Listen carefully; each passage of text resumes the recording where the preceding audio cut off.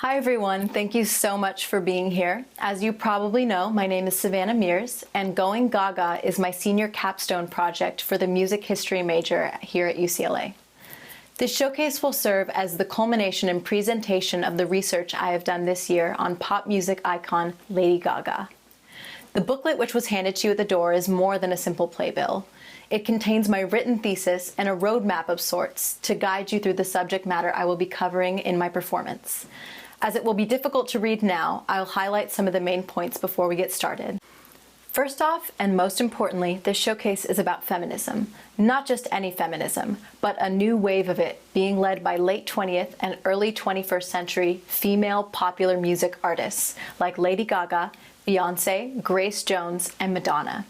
I have named this most recent era of the feminist movement fourth wave feminism. A defining characteristic of this fourth wave feminism is the fact that it not only advocates for the equality of the sexes, but also sheds a light on a number of other social injustices in modern Western society.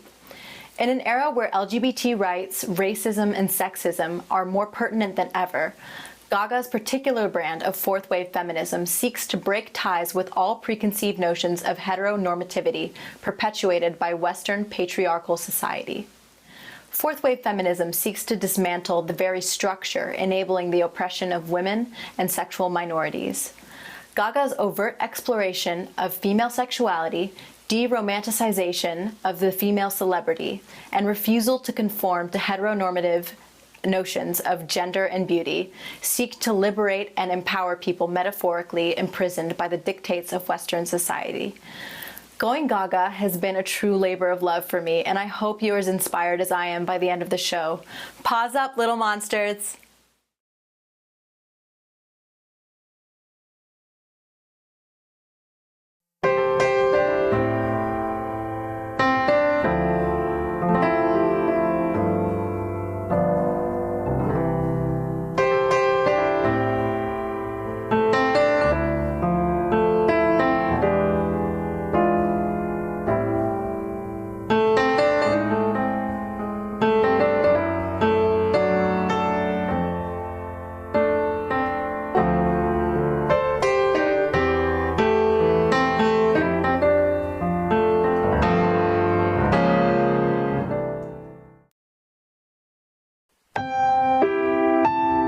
I don't remember ever even thinking to myself, my fantasy is the stage. It just was. I was so inspired by musical theater, like Guys and Dolls, the character, Adelaide. It was always hard for me, though, because I had such a powerful voice, but I would never get cast in those roles because I was a brunette. So eventually, I bought a wig. I'm a perpetual underdog. When I was in high school, I remember once some of the girls from my class, they were hanging out with some boys that I knew also. And I went to meet some friends for some pizza that were at the same pizzeria. And the boys picked me up and threw me in the trash can. On the street, on the corner of my block, while all the other girls from the school were leaving and could see me in the trash. I remember I didn't tell anybody. That's what I remember. I remember I didn't tell anybody. I remember I didn't want to tell my parents because it was too embarrassing. I think it didn't sink in with me how bullying affected me until later in my life. I knew that it affected me deeply, but it wasn't until a little bit later that I realized how much it affected me and how much it was still very present. I think it took me to get to know my fans and to see similar struggles in them for me to access that wound in myself. And I think that, in a way, the fans have been a key to my heart, unlocking things about myself that I didn't want to handle or deal with or address that make me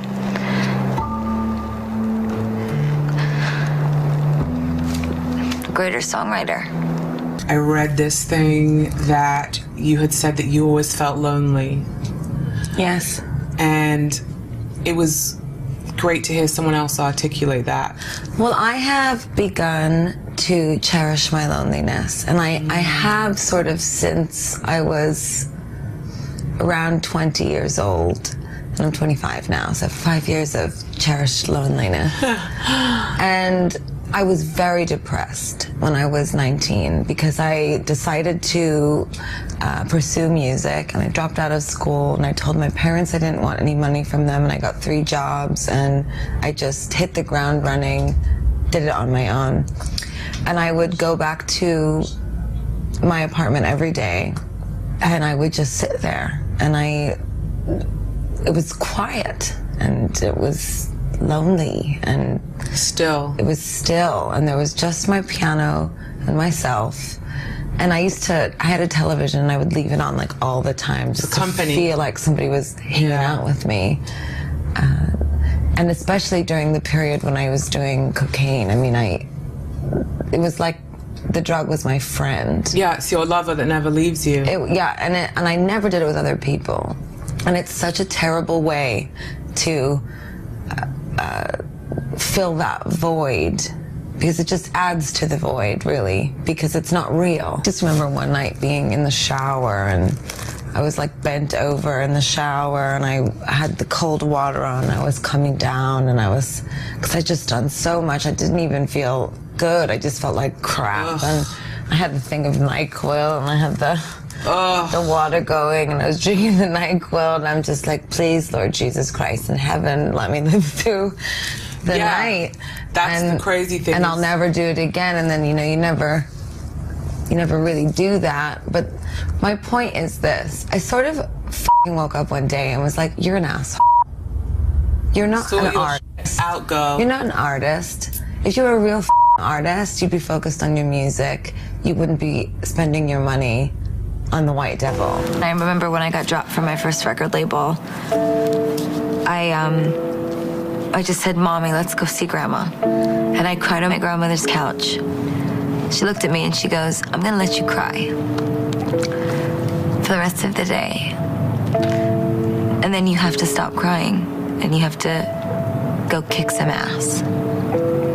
I've never told Beyonce this, but I remember laying on my grandmother's couch crying, and a Destiny's Child video came on. And I remember watching Beyonce and thinking, oh, she's a star. I want that. So tell me this, when you first performed, I heard your father thought that you had lost your mind, right? Yeah. Because you had on, what were you wearing? I was wearing a leopard G-string.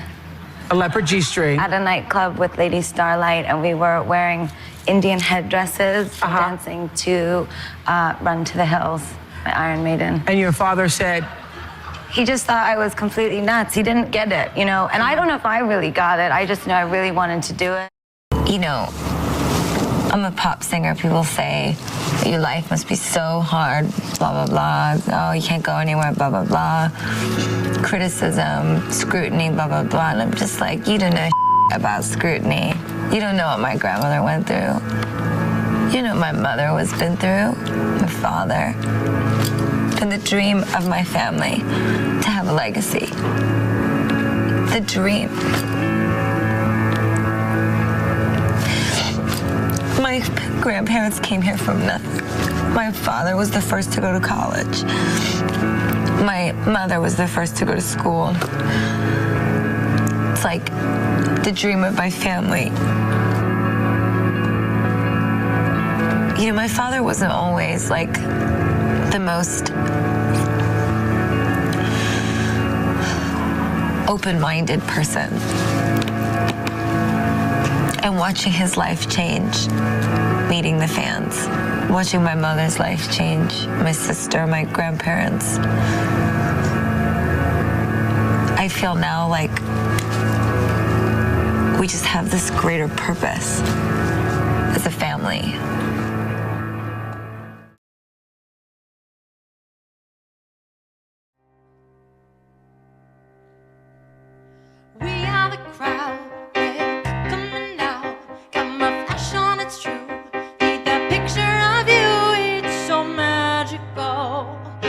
We'd be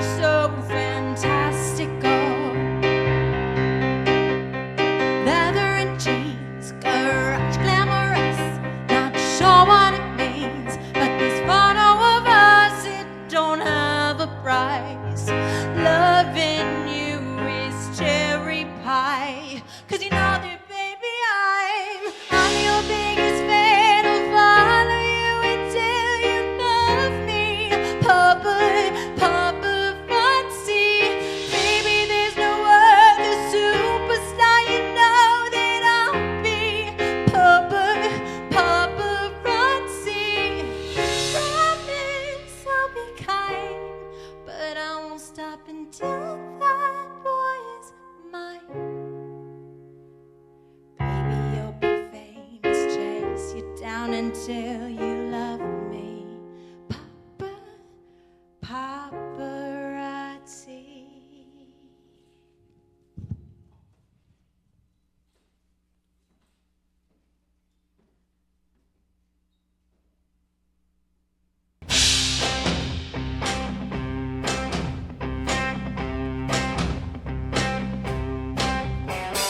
I'll be a girl backstage at your show, velvet ropes and guitars, yeah, 'cause you're my rock star. In between the sets, eyeliner and cigarettes.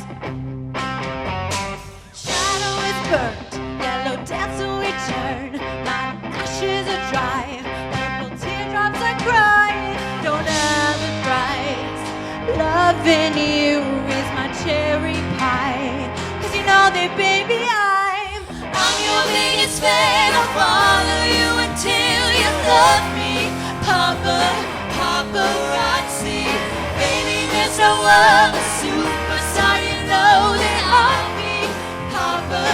Paparazzi. Promise I'll be kind, but I won't stop until that boy is mine. Baby, you'll be famous, chase you down until you love me. Paparazzi, real good. We dance in the studio, snap, snap tonight on the radio. Don't stop for anyone. We're plastic, but we still have fun. I'm your biggest fan. I'll follow you until you love me. Paparazzi, baby, there's no other superstar, you know that I'll be. Paparazzi. Promise I'll be kind, but I won't stop until that boy is mine. Baby, you'll be famous, chase you down until you love me. Paparazzi.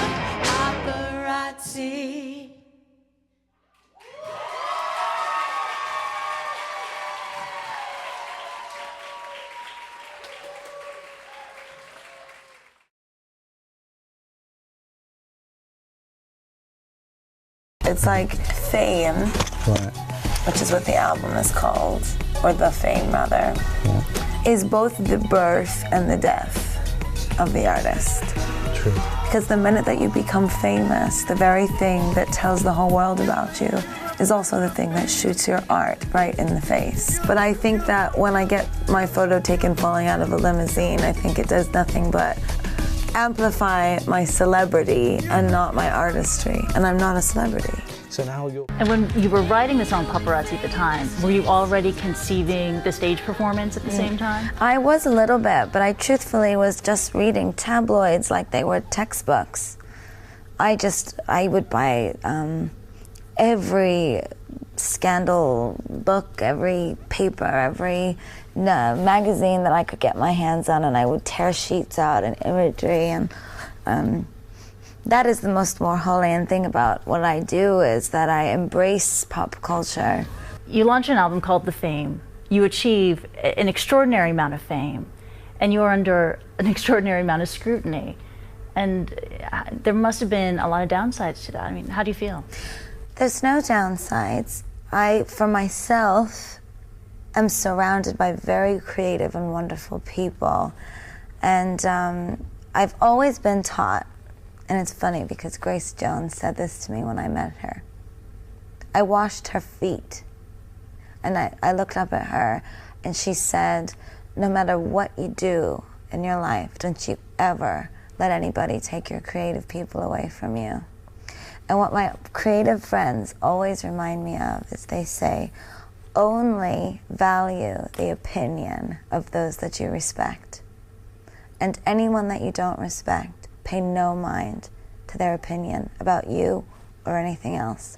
The inspiration comes naturally, but I put a lot of time and effort into everything I do, and to the point that I do nothing else. I mean, I wake up in the morning and I work creatively all day on all future things that I'm doing. So what's a day like? You're thinking about I wake up in the morning and I get on my computer and I have files, lists of references, and I have reference boards with all of my materials on them. And I basically call the House of Gaga all day and argue with them about what I want to do while they tell me, you can't do that. And I say, yes, I can bleed to death on domestic television if I want to. So, you know, for me, it's all about, you know, being provocative is not just about getting people's attention. It's about really saying something that affects people in a real way, in a positive way. Right. So all the things that I do in terms of the fame and in terms of the fame monster, it's meant to sort of make it a bit easier to swallow this kind of horrific media world that we live in.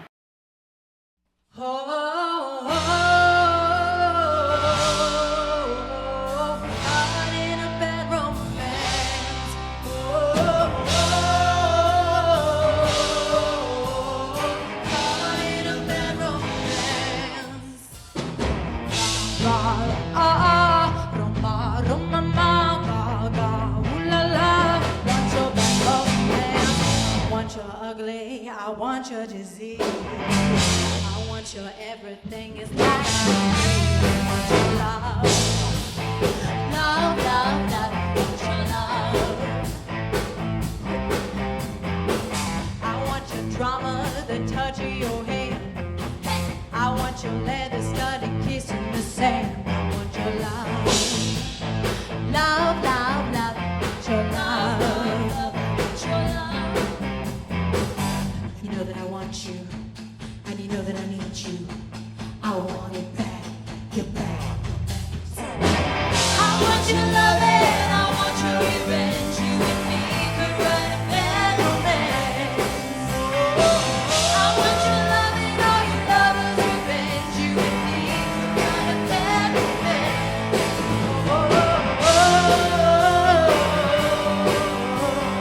Caught in a bad romance.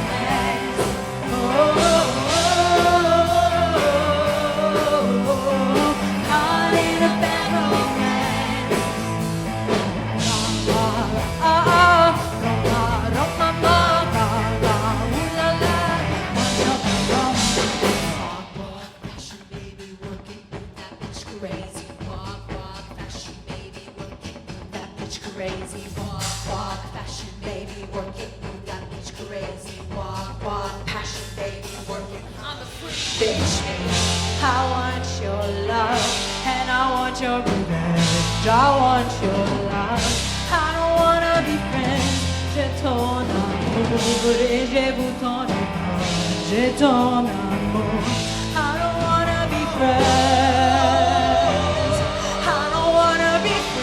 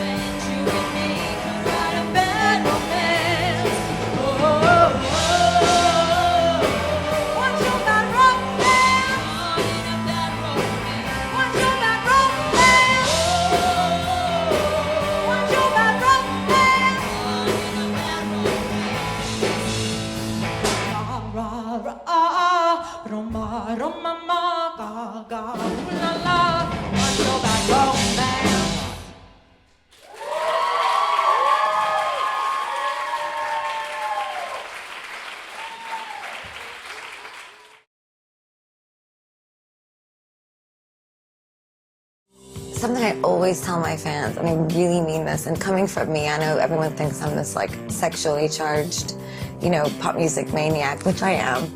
I didn't begin to enjoy sex until I was much older. I mean, I think about being in high school and having sex, and you're just sort of like, well, is this it? Does this feel good? Is this what it's supposed to be? What's going on down there? How am I supposed to do this? Does it even really feel good? I mean, I don't think it did. I think you just think it's what you're supposed to do, and you're trying to figure out how to be a woman. And I really encourage my fans to wait. You know, wait until you're old enough to really understand what that feels like and what it means. If you think about how you present yourself, say, on stage, if you think about a lot of pop artists, particularly female artists, they're presented in a straightforwardly sexual way very often. You know, they have to be really good looking, they have to be presented as though the first thing you're going to react to is, do you fancy them? You know, do you think they're lovely? And you don't do that. I mean, sometimes you do and sometimes you don't. How do you regard your body then within that context? Okay, well, I would say that in pop music, in that particular sphere, that there's a sort of one-dimensional quality to sexuality. So I think that the difference between what I do and that, if I can maybe start there, is that there's an intention always behind the sexuality, if the sexuality is there. But most of the time, I don't particularly find myself to be very sexy, actually. And then in the beginning of my career, I think that some of this exploration of covering myself up and transforming into other icons and other states of life force was a sense of sexual freedom for me, because I felt quite numb by my experiences and I wanted to escape things.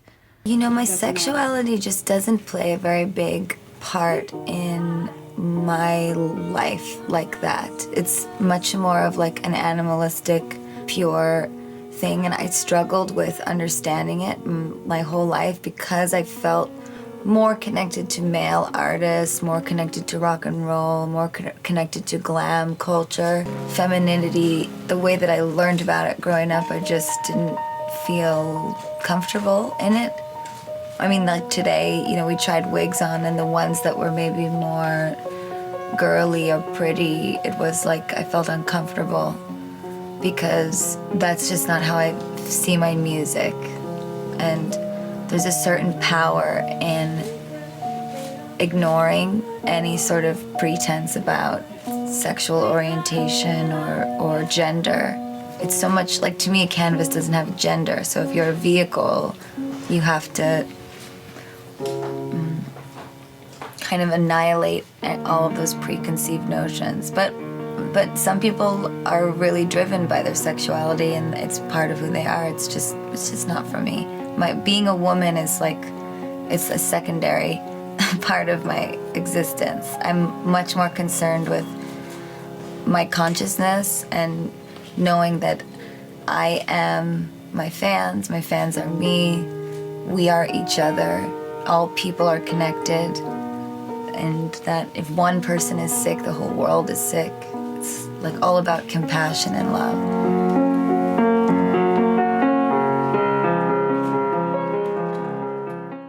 Can we get some lights up in here? My name is Joe Calderone. Shit, there's a lot of people out there. Whatever. You're not here to see me. You're here to see the crazy Lady Gaga. She's fucking crazy, all right, let me tell you. But that's women for you, am I right?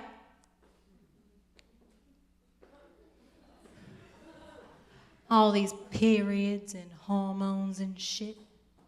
Eventually the crazy always comes out. You know, Gaga and I, we used to go together. Weird, right? And she dumped me.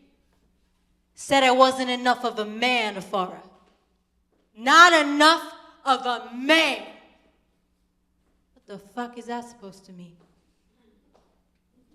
What is it to be manly anyway? Is it the way I walk? The way I talk? The way I wear my hair? Is that what you want in a man? How about you? Is that what you want in a man? Well, Gaga, that turns you on, baby. You got it. I'll be the macho piece of shit you wish you never laid eyes on. Just you wait and see. Just you wait and see. What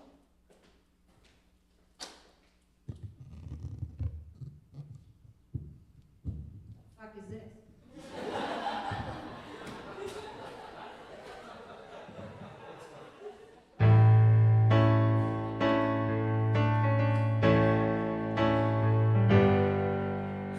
been a long time since you came around.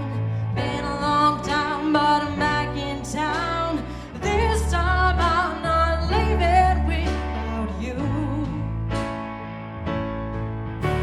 You taste like whiskey when you kiss me. I'll give anything again to be your baby doll. This time I'm not leaving without you. You said sit back down where you belong, in the corner of my heart with your high heels. Sit back down on the couch where we made love the first time, and you said to me something about this place. Something about lonely nights and your lipstick on my face. Something about this cool Nebraska guy. There's something about, baby, you and I. It's been 2 years since I let you go. Couldn't listen to a joke or a rock and roll. Muscle cars drove a truck right through my heart. On my birthday, you sang me a heart of gold with the guitar humming and no colors. This time I'm not leaving without you. Sit back down where you belong, in the corner of my bar with your high heels on. Sit back down on the couch where we made love the first time, and you said to me something about this place. Something about lonely nights and my lipstick on your face. Something about just knowing when it's right. Yeah, something about, baby, you and I. You and I. You and I. Baby, I'm ready tonight. Love you and I.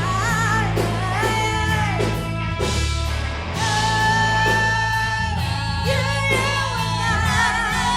Let's go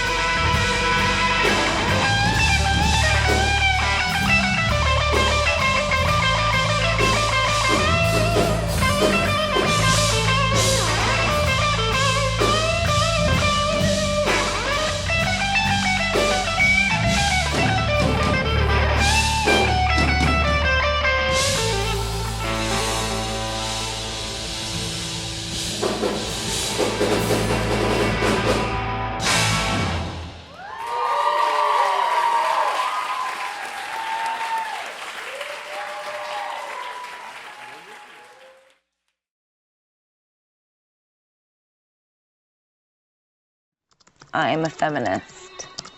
I reject wholeheartedly the way we are taught to perceive women, the beauty of women, how a woman should act or behave. Women are strong and fragile. Women are beautiful and ugly. We are soft-spoken and loud all at once. There is something mind-controlling about the way we're taught to view women. And my work is both visually and musically a rejection of all of those things. So perhaps we can make women's rights trendy. Make women's rights, feminism, strength and security, and the power of the wisdom of the woman. Let's make that trendy. So many people have this misinterpretation of feminism as man-hating, which it isn't. It's got nothing to do with that. The reconstruction of your soul as a woman is a lifelong endeavor and journey. It's forever. It is. And I'm lucky that I have a wonderful mother. I'm blessed that I have beautiful friends and people around me that love me. And if you're projecting anything menacing or of an agenda or negativity towards others, those are the things that you're going to receive back. Absolutely. But if you project love and acceptance and tolerance into the universe, you will receive that. And I have had to make decisions like, why am I unhappy? Okay, Stephanie, Gaga, hybrid person, why are you unhappy? Why is it that you want to quit music a couple years ago? I was like, well, I really don't like selling these, fragrances, perfumes. I don't like wasting my time spending days just shaking people's hands and smiling and taking selfies. It feels shallow to my existence. I have a lot more to offer than my image. I don't like being used to make people money. I feel sad when I'm overworked and that I've just become a money-making machine and that my passion and my creativity take a back seat. That makes me unhappy. So what did I do? I started to say, no, I'm not doing that. I don't want to do that. I'm not taking that picture. I'm not going to that event. I'm not standing by that because that's not what I stand for. And slowly but surely, I remembered who I am. And then you go home and you look in the mirror and you're like, yes, I can go to bed with you every night. Because that person, I know that person. That person has balls. That person has integrity. That person has an opinion. That person doesn't say yes. That person doesn't get a text from somebody and say, oh my God, they wrote this and they sent this emoji. Should I write this back? What do you think? Is that okay to say? Are they going to like me if I say that? Should I say something different? This is the age that we live in. We're not actually communicating with each other. We are unconsciously communicating lies. I want to explode that today and break that with all of you as much as possible. And hello.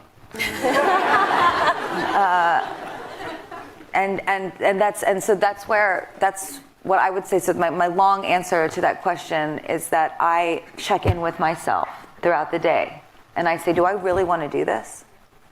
And if the answer is no, I don't do it. Anyone here that is has known any of my work or is a fan of my music or my shows knows that I don't deviate from this message in anything that I do. It's part of me, and it is part of my spirit as Stephanie.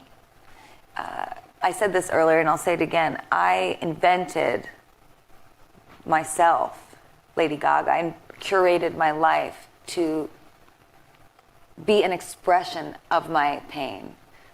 This is how I overcame my depression, is by creating somebody that I felt was stronger than me. But once I went through all sorts of changes, my career taking off, becoming more isolated, nothing was able to fix how I was genetically made. I was born this way. So how do we now, knowing all of that, no matter how much success you have, no matter how many opportunities, fame, fortune, no matter how many people accept you to your face, the person that really needs to accept you is you. And that's why we're here today, is we're going to talk about why it's important to accept yourself, why it's important to empower yourself, and why it's important that emotional intelligence is taken seriously. There's no way to convince people of your greatness. You have to know on the inside, whether it's you want to do advertising or you want to be in finance or you want to be a waitress or a bartender, whatever it is that you want to be, you have to know it inside and knife fight your way to your dream.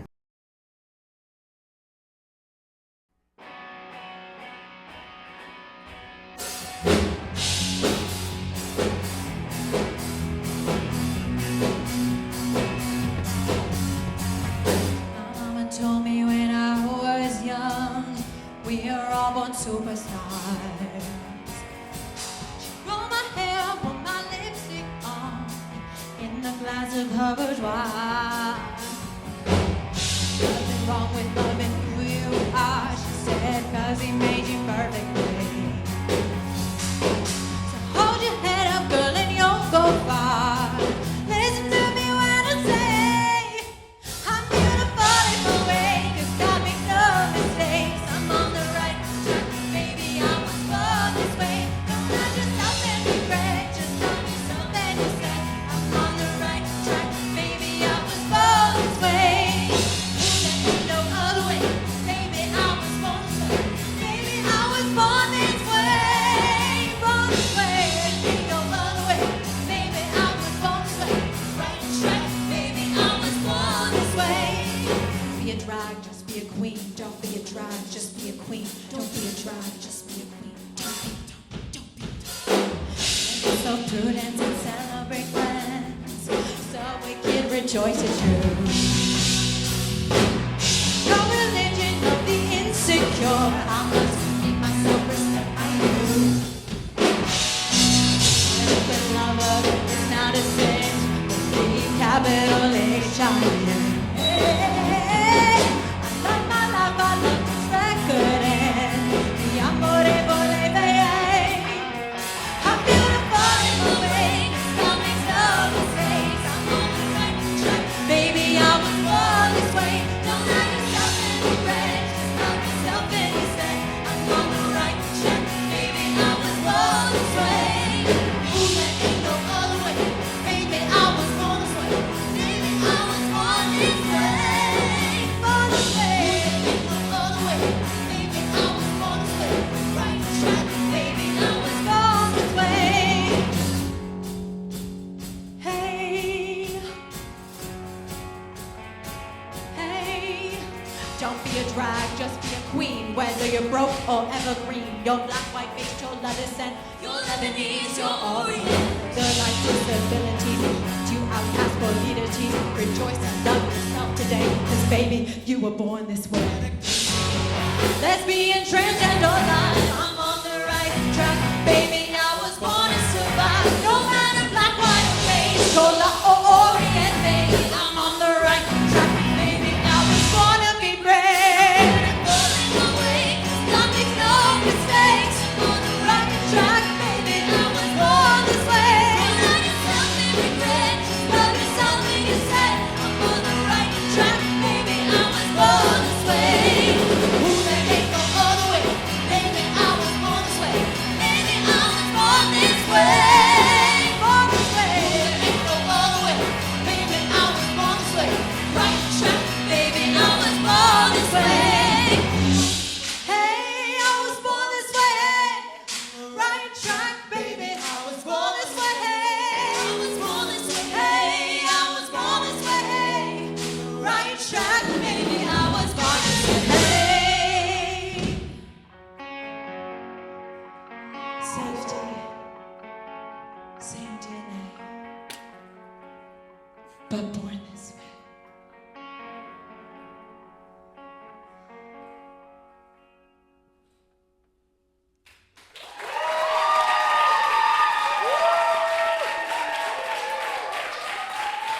All right.